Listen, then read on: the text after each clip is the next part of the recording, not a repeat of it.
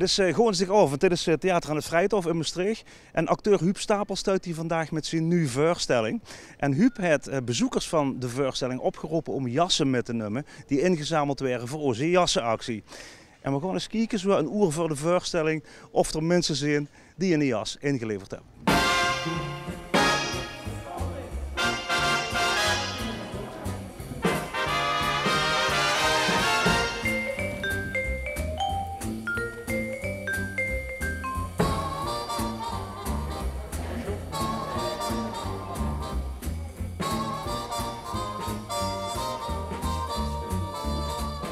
Mevrouw, het is wel een heel klein testje wat je hebt. Ja, 2 kinderjasjes. Kinderjasjes? Ja. Ja, maar die willen we heel graag voor de actie. Ja, daarom kom ik ze brengen. Via het theater kregen we het woord voor de jas.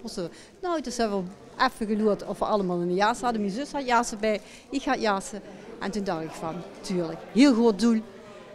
En ze kunnen het heel goed gebruiken. Ik denk dat je een hele grote kleerkast hebt toen. Heb ik ook. Want er zijn heel veel jassen toch wat hier aankomen. Ja, leuk hè. En wat is voor u de motivatie om een jas te schenken aan de actie? Ik vind het heel belangrijk dat anderen ook warmte dit jaar hebben.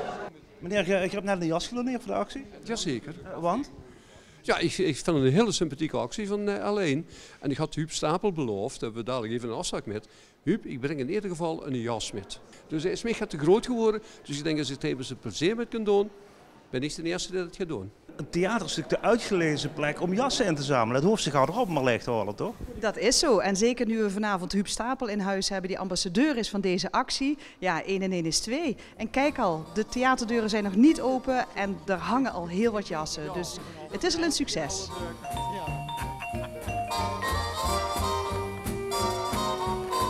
Nou, ik ben heel blij dat u een jas hebt gedoneerd. Kijk, daar hangt een hele... Man die overleden is, dus het is een mooi goed doel.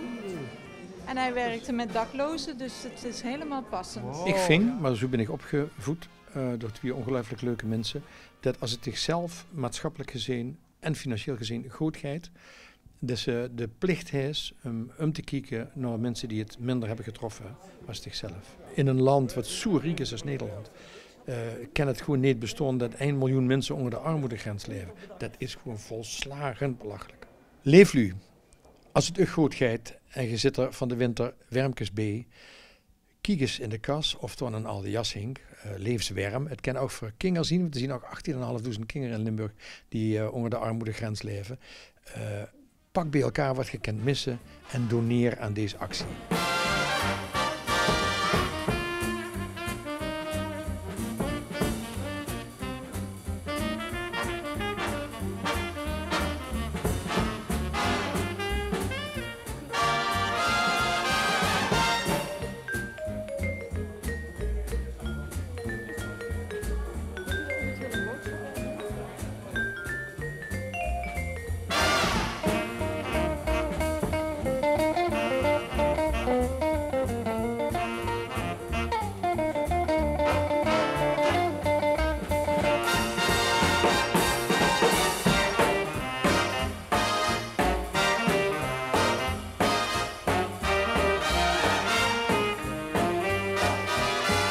Meneer, wat een nette jas. Mooi hè?